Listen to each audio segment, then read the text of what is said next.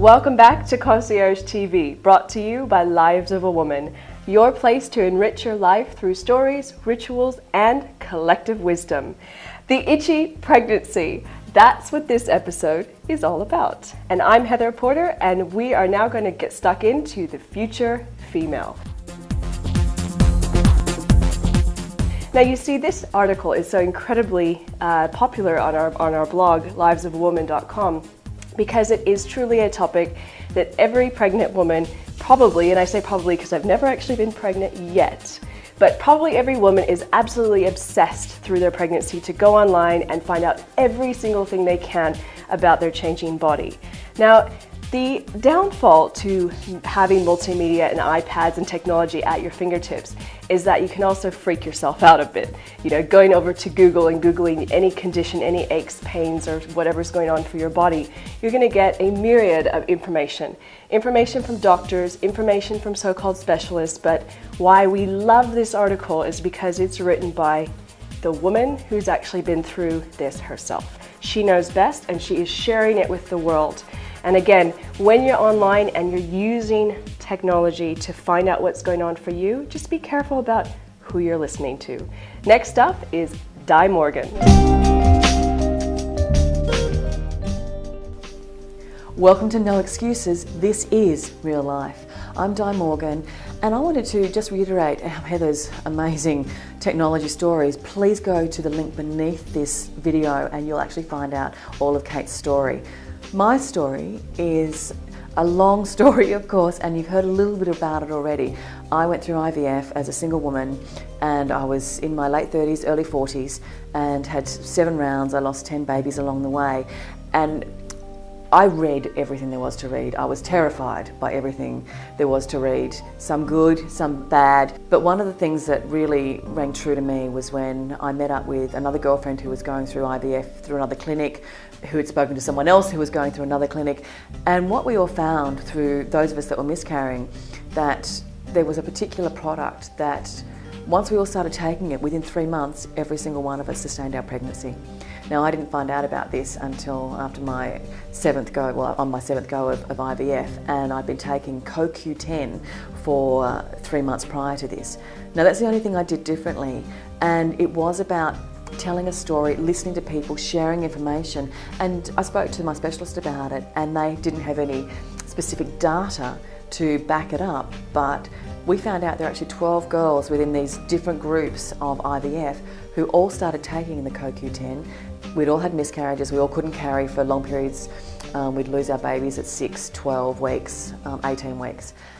All of us took this particular product, and I'm not endorsing it by any stretch, but it was the one thing that we did that enabled us all to have our babies. Now, throughout my pregnancy as well, there was things I found out about blood clots, and not many people know about that. Had I known about that with all my miscarriages, until my specialist finally went down that track.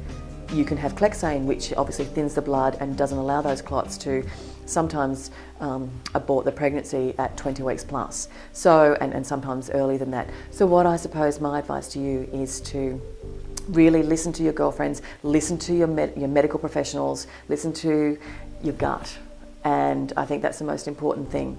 So what does this mean for you? And perhaps you're not pregnant, you've had your babies, maybe you aren't ever going to fall pregnant. So Elli is going to talk to you through collective wisdom and stories, how you can find out how this affects your life.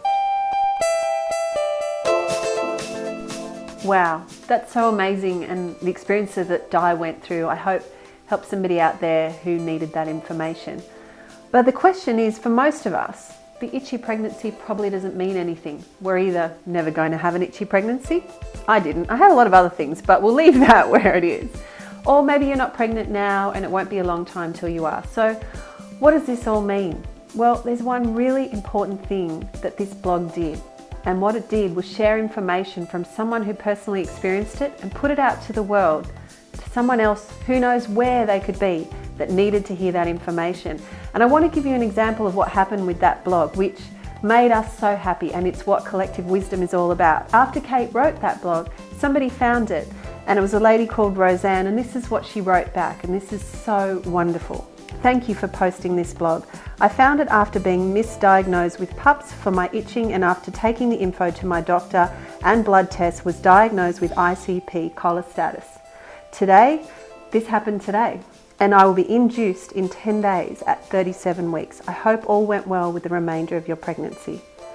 And this is what happened. Someone took this information. Now, as Heather said, you have to be very careful with information.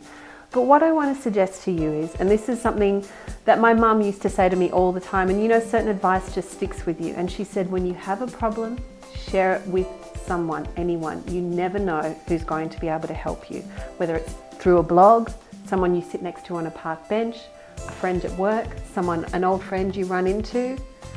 Share who you are, share what's going on. I find that I'm never as transformed as I can be when I share something with somebody else. You know that saying, I teach to learn? Share something with someone. You just have no idea what's going to happen. And if you want some more ideas on this concept, please go to livesofawoman.com to join our free 13 daily rituals program. In there you'll find ritual number 12, which is about learning a new passion. And one of the key themes in there is try something new, learn something new, share it with someone else, and repeat steps 1, 2, and 3. That's what it's all about.